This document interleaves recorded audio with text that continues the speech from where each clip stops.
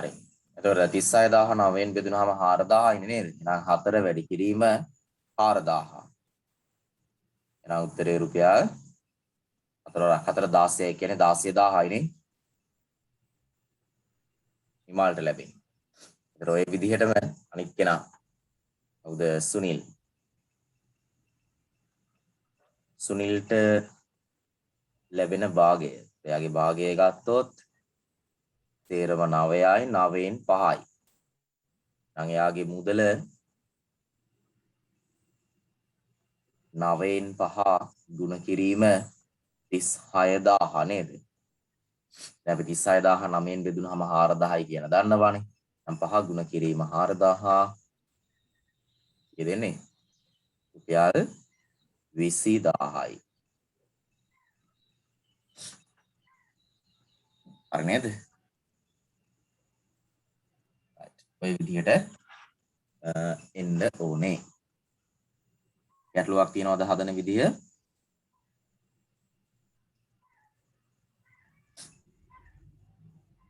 කැමරාව on කරගමු. දැන් ආයෙ ඔෆ් වෙලා විකුම්. විශේෂ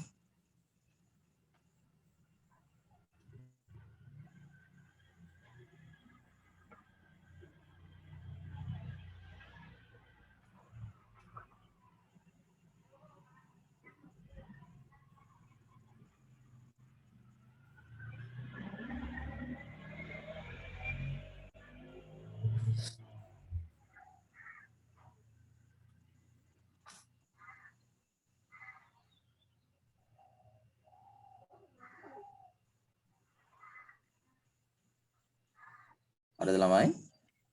අය එකක් කරමුද?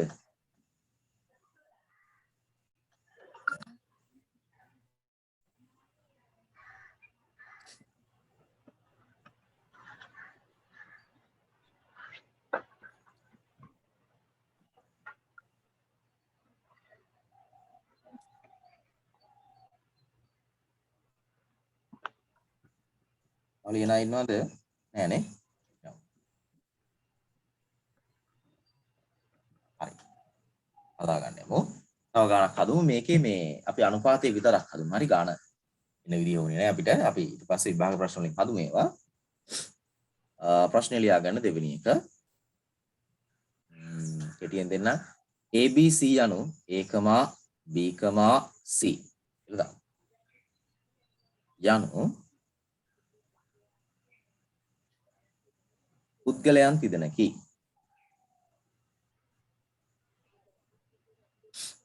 පුද්ගලයන් තිදෙනකි.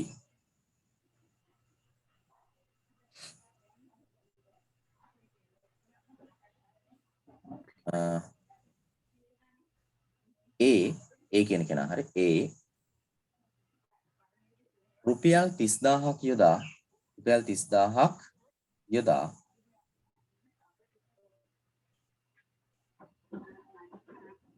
ජනවාරි මාසයේ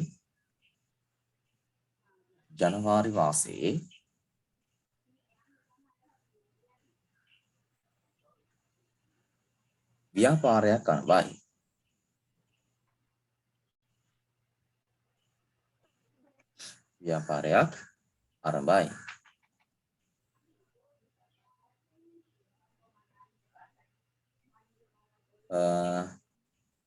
ඊට මාස දෙකකට පසු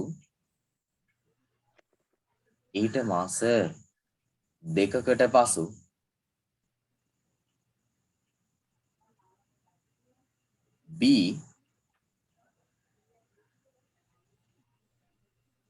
රුපියල් 24000ක්ද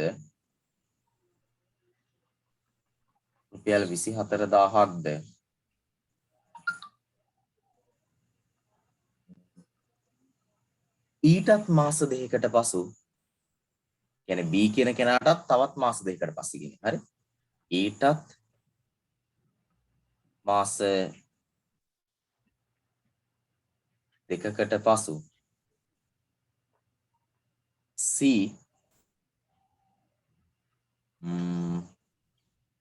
රුපියල් 60000ක් හරි 60000ක් යොදා ව්‍යාපාරයට සම්බන්ධ වේ. ව්‍යාපාරයට සම්බන්ධ වේ.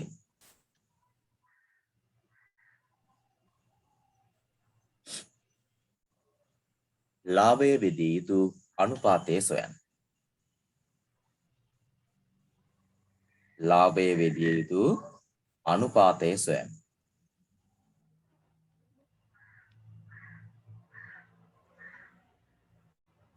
බලන්න හොඳට හිතලා කරමු. ලාභය බෙදිය යුතු අනුපාතය සොයන්න.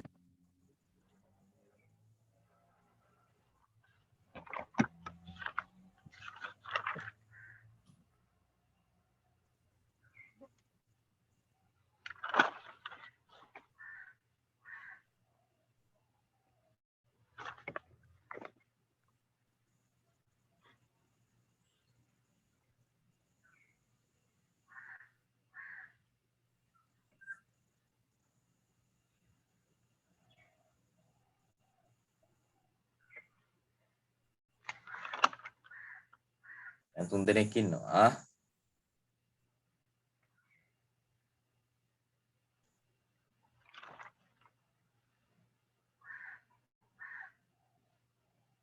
යෙදූ මුදල කාලයෙන් ගුණ වෙන්නත් ඕන. ගුණ කරලා සරල කරන්න. ඒතර පද 3ක් තියෙනවා දැන්. ඒක 3 දෙනාම සරල වෙන්න ඕන.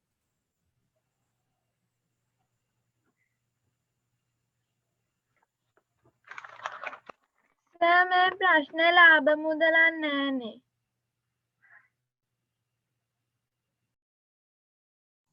ඔව් පුතේ මේ ලාභ මුදලක් දුන්නේ නැත්තේ මේ ඉතුරු ටික හදන්න ඕනේ නැහැ. මට ඕනේ මේ අනුපාතය හදාගන්න විතරයි. ඒ කියන්නේ ගාන ඉදිරියට යන්න ඕනේ නැහැ. අනුපාතය විතරයි ඕන කරන්නේ සාමි. ෂේනේ. හරි සර්. හරිනේ.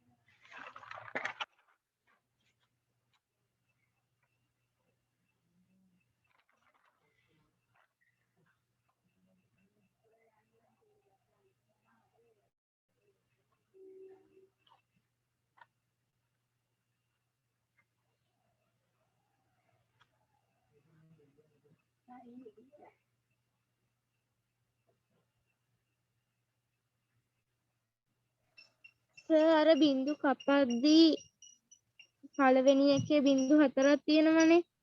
ඔව්. දෙවෙනි එකේ බින්දු 3යි තියෙන්නේ. අරකට 3ක් කපපුවම හරියද නැත්නම් 4ම කපන්නද? බෑ. ඒතර දෙවෙනි එකේ බිංදු 3යි නම් පුතේ බිංදු 3 ගානේ තමයි කපා ගන්න පුළුවන්. පාන ප්‍රමාණයක් තමයි. ඒතර 3 දෙනාම කැපෙන්න ඕන. 30000 බිංදු 3ක් කැපෙනවා. 24000 බිංදු 3ක් කැපෙනවා. 60000 3ක් කැපෙනවා.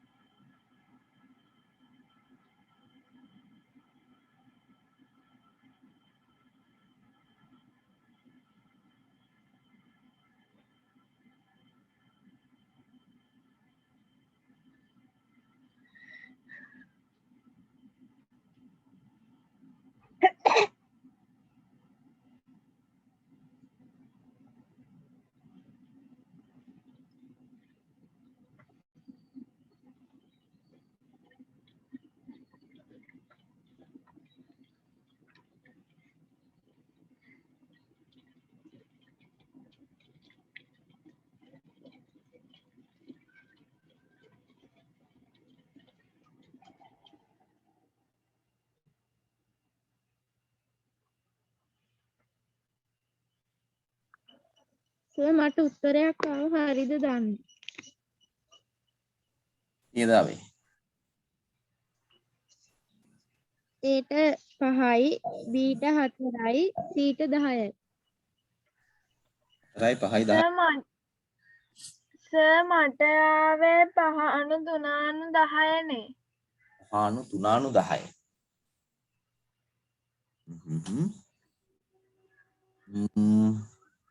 සඳමිනිත් වෙලා තියෙන උත්තරයක් 4 × 5 × 10 කියලා නේ. බලමු උත්තර ටිකක්. දෙකක් වෙන උත්තර. හිමාංශ 5 × 4 × 10. ඒක 5 × 4 × 10. සර් මට ටයිප් කරද්දි 4යි 5යි දෙක කලින් මේ ටයිප් එකේ වැරදිලා. 5 × 4 × 10 කියලා කියන්නේ නේ. right.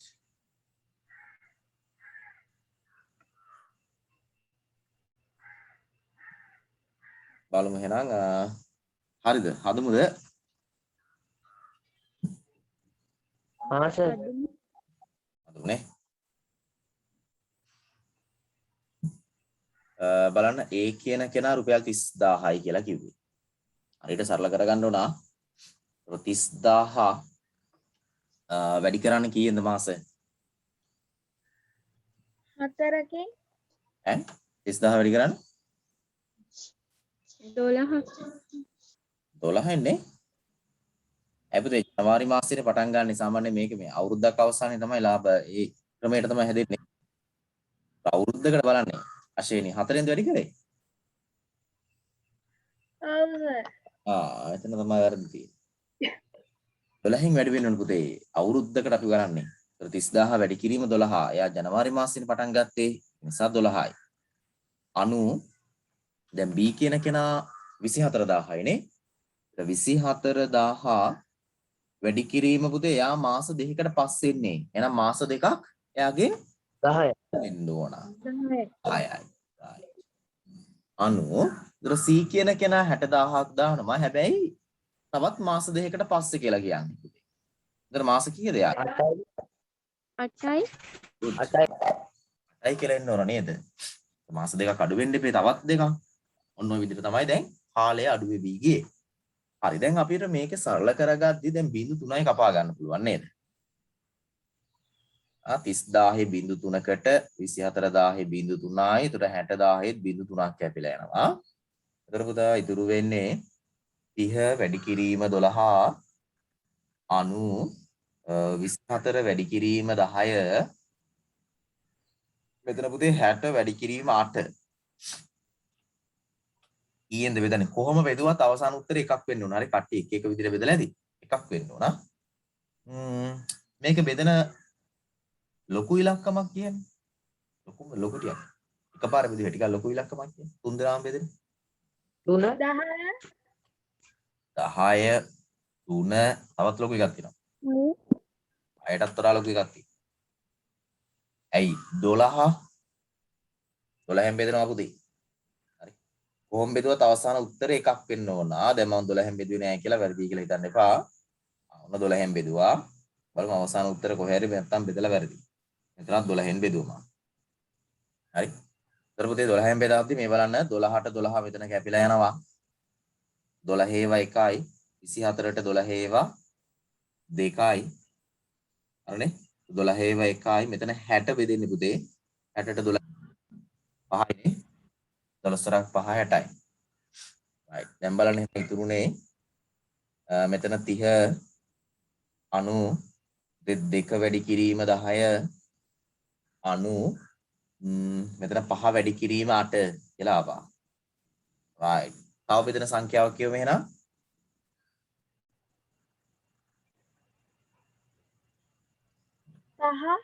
ඔව් මගේ හැටියට 5 නේ. එකපාර 12න් බෙදුවා. දැන් 5න් බෙදනවා. 30ත් 5න් බෙදනවා. දෙක වැඩි කිරීම 10ත් 5න් බෙදුවා. 5 වැඩි කිරීම 8 කියන එකත් 5න් බෙදුවා. 5ට 5 ඒවා 1යි 30ට 5 ඒවා 6යි නේද? 5 වරක් 6නේ 30. මෙතන පුතේ 5ට 5 ඒවා 1යි 10ට 5 ඒවා 2යි right? ඒතර පහට පහේව එකයි මෙතනත් පහට පහේව එකයි කියලා කැපිලා යනවා.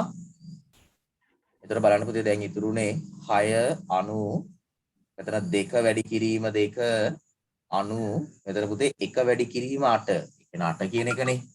මෙන්න 6යි මෙතන 2 වැඩි කිරීම 2යි මෙතන 8යි. තවත් සරල කෙරුව හැකි පුතේ. කීයද බෙදෙන්නේ? දෙකේ. දෙකෙන් බෙදෙනවා. ඔයාලා ඒක උත්තරවල පොඩි පොඩි වැරදි තියෙනවා වගේ ආ. දෙකෙන් බෙදුවා මෙතනත් දෙකෙන් බෙදුවා මෙතනත් දෙකෙන් බෙදුවා. 6 දෙකට බෙදුවා 3යි 90 පුතේ මෙතන දෙකට බෙදාදී 1 2ක් කපලා දාගත්ත හැකි. දෙකකට දෙකක් කැපිලා යනවා. ඒතර ඉතුරු වෙන්නේ 2යි 90 8 දෙකට බෙදුවා 4යි. මෙතනින් එහාට සරල කරන්න බෑ. 3 92 94 එන්නේ. කොහෙද වෙනස් වෙන්නේ? 5 94 10 කියලා අපුවයි. සර් මං අවුරුදු අරන් තිබ්බා. අවුරුදු අරන්. ඒත් මේ ඔන්න අර වර්ෂය අවසානට ලාභයක් කියලා එහෙම එකක් කියලා. ඒ හින්දා මේ කියන්නේ 8 ඒවා දැම්මේ නැද්ද 10 12? නෑ සර්. 30000 24000 60000 විතරයි දැන් නේද? එතරම් ගැටලුවනේ.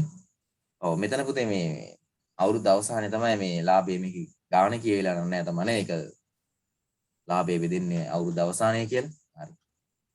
මගෙත් වැරද්දක් තියෙනවා ඒක ඈ. මම ගාණ හරියට මෙතන දීලා නැති. සාමාන්‍ය පුතේ වලට තියෙන ඕනෑම ගාණක් අවුරුද්දක් අවසානයේ තමයි එන්නේ.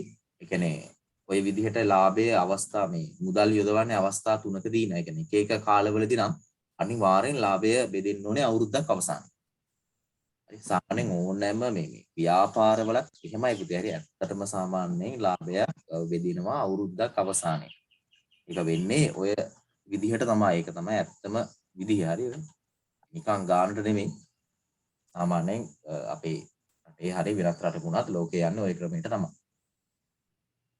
ලාභ බෙදෙන්නේ ඔය විදිහට. මුදල් යොදවා තිබූ කාලයත් එක්ක සංසන්දනය කරලයි ගණනය කිරීම කරන්නේ.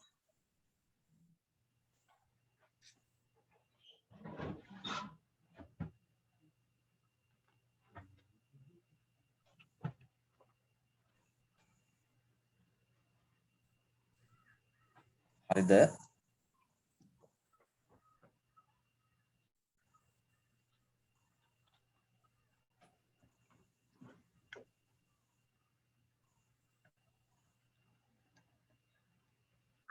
හරි සර්.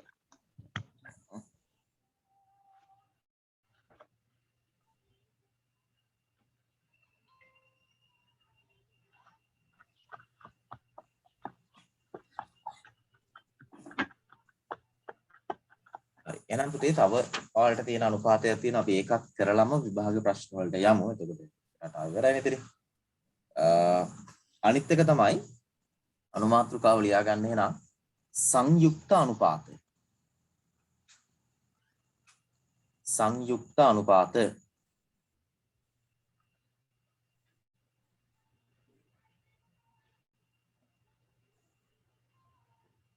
සංයුක්ත අනුපාත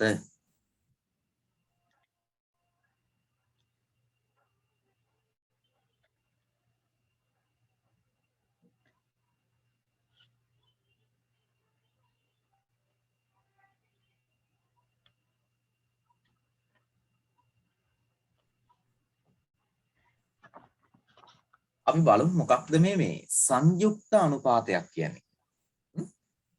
බලන්න අපි මේක පොඩි ප්‍රශ්නයකින් කරමු. සංයුක්ත අනුපාතයක් කියන එක මෙහෙම ලියා ගන්න.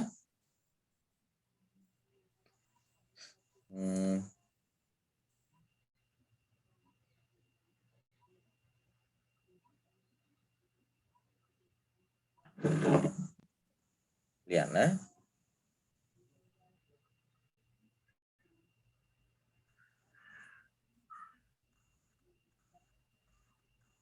කොන්ක්‍රීට් මිශ්‍රණයක් සෑදීම සඳහා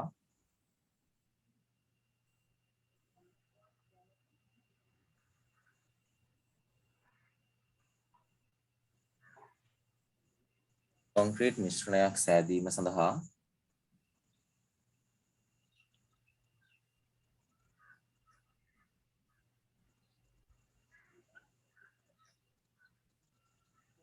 ඇදීම සඳහා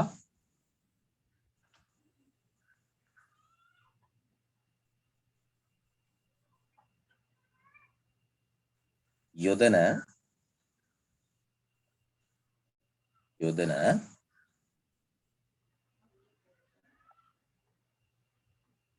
ගල්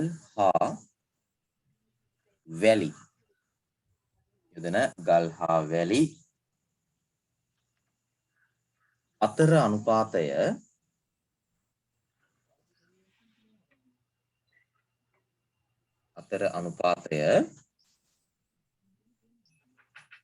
පහ අණු 3 වේ.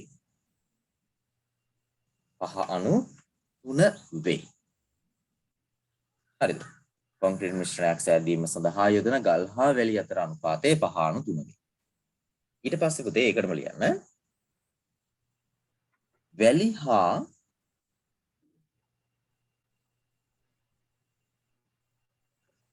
සිමෙන්ති අතර අනුපාතය වැලි හා සිමෙන්ති අතර අනුපාතය 2:1 වේ. 2:3 වේ. ඒකටම ලියන්න මිශ්‍රණයේ ගල් වැලි හා සිමෙන්ති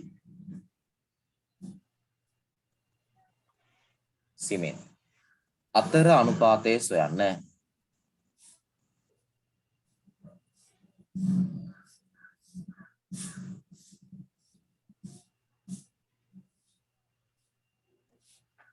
හරි අතර අනුපාතය සොයන්න.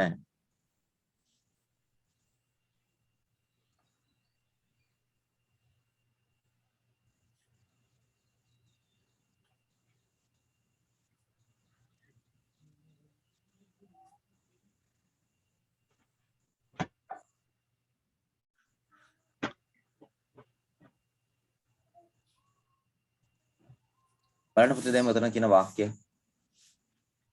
මෙතන කියනවා මුලින්ම මේ මොකක් මිශ්‍රණයක් හදන්න යන්නේ. ඒකේ ගල් හා වැලි අතර අනුපාතයක් ගැන කියනවා. මුලින්ම. ගල් හා වැලි 5:3යි. ඊට පස්සේ වැලි හා සිමෙන්ති 2:1යි. අපෙන් අහනවා ගල් වැලි සිමෙන්ති මේ 3 දෙනා අතරම අනුපාතය අහනවා. දැන් වෙන කලින් දුන්නේ දෙන්න දීලා 3 දෙනාටම එකපාර අහනවා. ඒතර සංයුක්ත කරනවා කියන්නේ පුතේ මේ එකට ගන්නවා කියන අදහස දෙන්නේ. එකක් විදිහට සලකලා අනුපාතය හදනවා. මේ බලන්න. මම මුලින්ම ඔක පොඩ්ඩක් ලියා ගන්නම්. මුලින්ම දුන්නේ අපිට ගල් හා වැලි අනුපාතයනේ. ගල් හා වැලි අතර අනුපාතය තමයි දුන්නේ. right? එතකොට එන්නේ 5:3 කියලා නේද? 5 කියන්නේ පුතේ මොනවාද? ගල්ද වැලිද? ගල්. ගල්. right. මේකේ පුතේ ගල් 5ක් වෙද්දි වැලි 3යි කියලා කියන්නේ. ඊළඟ වාක්‍ය කිව්වා වැලි හා සිමෙන්ති කියලානේ. වැලි හා සිමෙන්ති අනුපාතය. වැලි හා සිමෙන්ති අතර අනුපාතය 2:1යි. එහෙනම් පුතේ මේක 2 කියන්නේ වැලි. වැලි. 1 කියන්නේ සිමෙන්ති.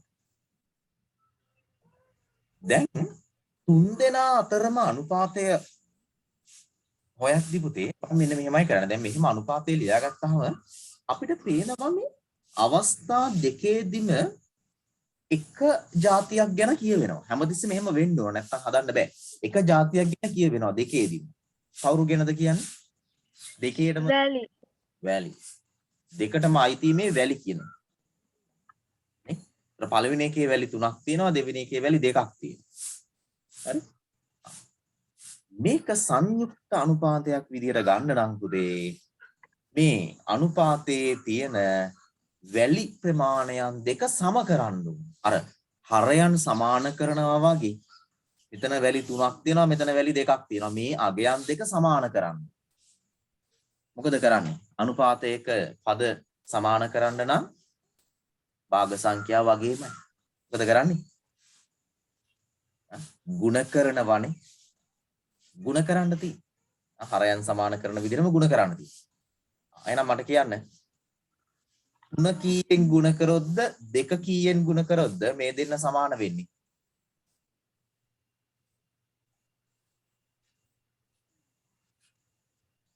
3 කීයෙන් ගුණ කරන්න වෙනවද? 2 කීයෙන් ගුණ කරන්න වෙනවද මේ අගයන් දෙක සමාන කරන්න? 3 වැඩි කරනවා 4 4න් වැඩි කරලා ආයෙත් මේකත් ඒ 4න් වැඩි කරන්නේ 3? මේක ඊට පස්සේ 6න් වැඩි කරනවා. එහෙමද? හරි ඒකත් හරි එක ටිකක් ලොකු වෙන්නේ. ඊට වඩා අඩු ගන්න ගත්ත හැකි. ඇයි 3 දෙකෙන් ගුණ කරලා දෙක තුනෙන් ගුණ කරනවා. ඒකනේ. 3 දෙකෙන් ගුණ කරලා 4 මේ 2 3ෙන් ගුණ කරනවා. දෙන්න මාරු කරලා ගුණ කරගත්තා. 3 දෙකෙන් ගුණ කරනවා 3ෙන් ගුණ කරනවා. එහෙනම් මේ බලන්න. දැන් ගල් හා වැලි අතර දුන්න අනුපාතය ගල් අණු වැලි කියන එක ගල් 5යි වැලි 3යිනේ තියෙන්නේ. ඒක වැඩි කරගන්නවා වැලි 1 2න් අනුපාතයක එක පදයක් වැඩි කරා නම් අනිත් පදයක් අනිවාර්යෙන් වැඩි වෙන්න ඕන. එක්කෙනෙක් විතරක් වැඩි කරලා බෑ. පද දෙකම වැඩි වෙනවා. එතකොට එතන උත්තරේ එනවා 5 වරක් 2 10යි 93 වරක් 2 6යි කියලා. හරිනේ? ඒතර අපි බලමු පුතේ අනිත් එකත් එහෙනම් ওই විදිහට. ඒකේ දුන්නේ වැලි අණු සිමෙන්ති. වැලි 2යි සිමෙන්ති 1යි. එහෙනම් 2 කියන ඉලක්කම අපි වැඩි කරන්න ඕන කිව්වා 3ෙන්. එහෙනම් එකක් 3ෙන් වැඩි වෙනවා පුතේ. අර අනුපාතයක පද දෙකම එකම ඉලක්කමෙන් ගුණ වෙන්න ඕන. හරි? දෙවරක් 3 6යි 91 වරක් 3 3යි. එහෙනම් දැන් බලන්න පුතේ මේ පද දෙකටම අයිතිව තිබ්බේ වැලි. එහෙනම් දැන් වැලි අගයන් දෙක සමාන නැද්ද? දෙපැත්තෙම වැලි. සමාන. එහෙනම් මේ සංයුක්ත අනුපාතය කියන්නේ තුන් දෙනා අතරම තියෙන අනුපාතය මෙන්න ලියනවා. ගල් අණු වැලි අණු සිමෙන්ති.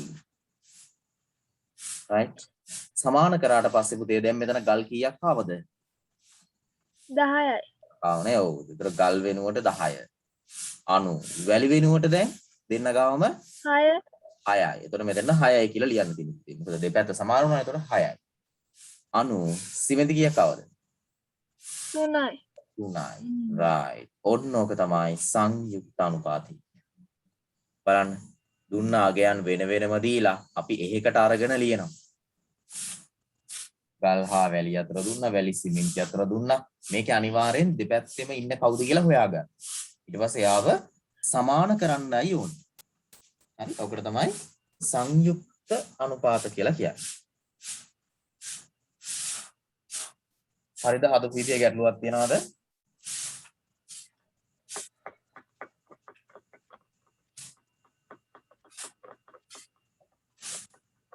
හදා ගන්න පැහැදිලිව.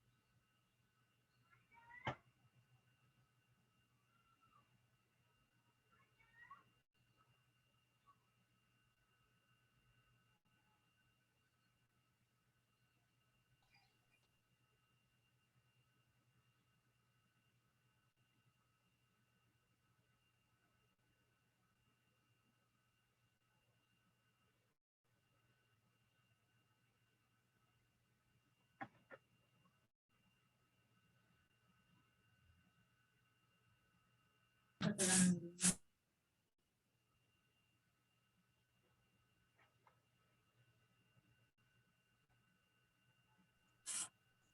තව හදන අය ඉන්නවද? හරි සර්. අපි තව එකක් බලමු එහෙනම්. හරි. මේක පුතේ මෙන්න මෙහෙම හදන්නත් පුළුවන්. මෙහෙම මේ ලියන්නේ නැතුව හදා ගන්නත් පුළුවන්. මෙන්න මේ විදිහට බලන්නකෝ එකක් චුට්ටක්. හරි ඒකත් අපි පොඩ්ඩක් ලියාගමු. කැමති ක්‍රමයකට හදන්න කමක් නැහැ. මේ ක්‍රමයේ හුරු වෙන්න තව පුළුවන් මෙහෙම ලියන්න. දැන් ගල් අණු වැලි අණු සිමෙන්ති. කොහොමනේ අපිට දුන්නේ? ඒ බලන්න මම එකපාරක් හදන්න යන්නේ. ගල් 5යි අණු පළවෙනි එකේ වැලි 3යි. හරිනේ? 5 අණු 3 දුන්නා. ඊළඟ එකේ දුන්නා 2 අණු 1. ඒකම යටින් ලියාගන්නේ වැලි කෙලින් ලියාගත්ත 2 අණු සිමෙන්ති කෙලින් 1 කියලා ලියාගත්තා. දැන් පුතේ මෙහෙම ලියාගත්තු ගමන් පේනවා කවුද එකම ඉන්නේ කියලා වැලිනේ නේ. 1 කෙලින් ඉන්නවා. එතකොට මේක අගය සමාන කරන්න එහෙනම් 3 වැඩි කරනවා 2කින්. හරිනේ? ත්‍රයත් එක්කම ඉන්න අනිත් පදයක් 5 ඉලක්කමත් 2කින් වැඩි කරනවා. 2 ඉලක්කම වැඩි කරන්න වෙනවා 3ෙන්. ත්‍රයත් එක්කම ඉන්න 1 කින් ඉලක්කමත් 3ෙන් වැඩි කරනවා. එහෙනම් දැන් අපි උත්තරේ ලියනවා යටින්. මෙන්න උත්තරේ යටින් ලියනවා. 5 වරක් 2 10යි 90 මෙතන 3 වරක් 10යි දෙවරක් 3 ගත්තත් කමක් නැහැ 3 වරක් 2 ගත්තත් කමක් නැහැ. ඒතර 6යිනේ මෙතන 5 වරක් 2 10 දෙවරක් 3 6 90 1 වරක් 3 3යි. හරිනේ උත්තරේ 10 6 3 නේ 10 6 3. සර් දෙවෙනි ක්‍රමයට හැදුවත් හරි නේද? ඔව් ගැටලුවක් නැහැ. දෙවෙනි ක්‍රමයට හැදුවා. එකපාර උත්තරේ ලියාගත්ත හැකියි ටක් ගාලා ගත්ත හැකියි. ගල් වැලි සිමෙන්ති. තුන් දෙනා අතරම අනුපාතය. මේකත් ලියා ගන්නකො මේ දෙවෙනි ක්‍රමේ. ඔය විභාගෙට කෙටි පේපර් වල එහෙම තියෙනවා මේ සංයුක්ත අනුපාත කරන්න. එතකොට ලේසි මේක. එකපාර අනුපාතය ලියුව හැකියි.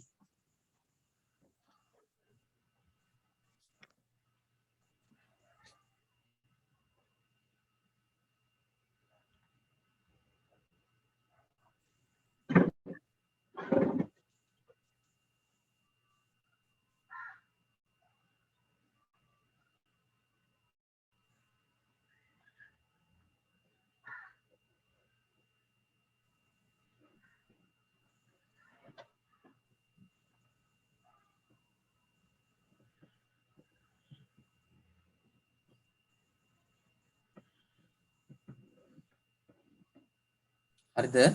ඊළඟ කාණ්ඩය යමුද?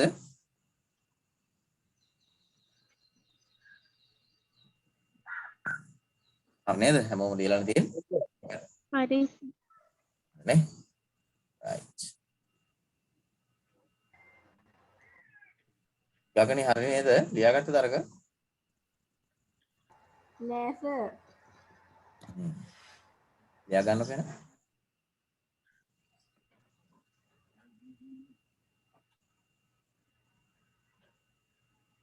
හරි සර්.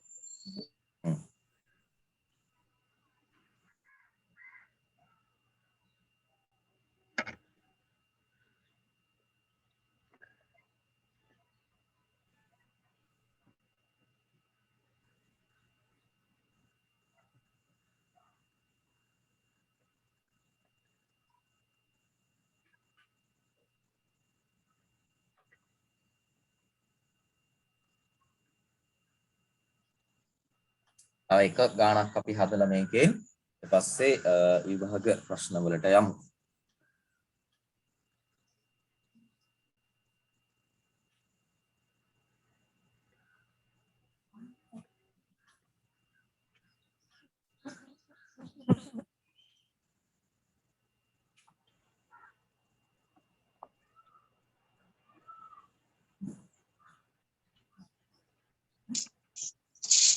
හරිද? එතනින් හරි සර්. ලියන්න පුතේ එහෙනම් ඊළඟ එක දෙවෙනි එක A හා B අතර මුදල් බෙදූ අනුපාතය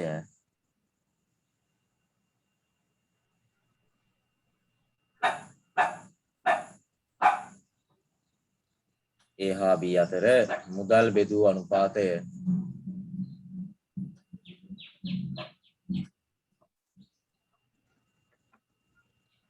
3/4 වෙයි. 3/4 වෙයි.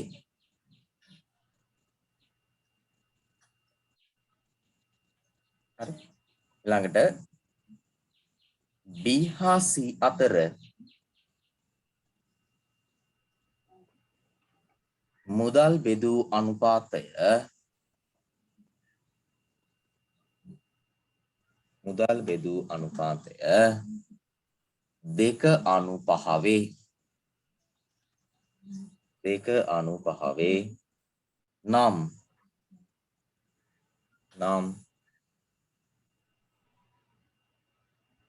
A B හා C අතර මුදල් බෙදූ අනුපාතය සොයන්න.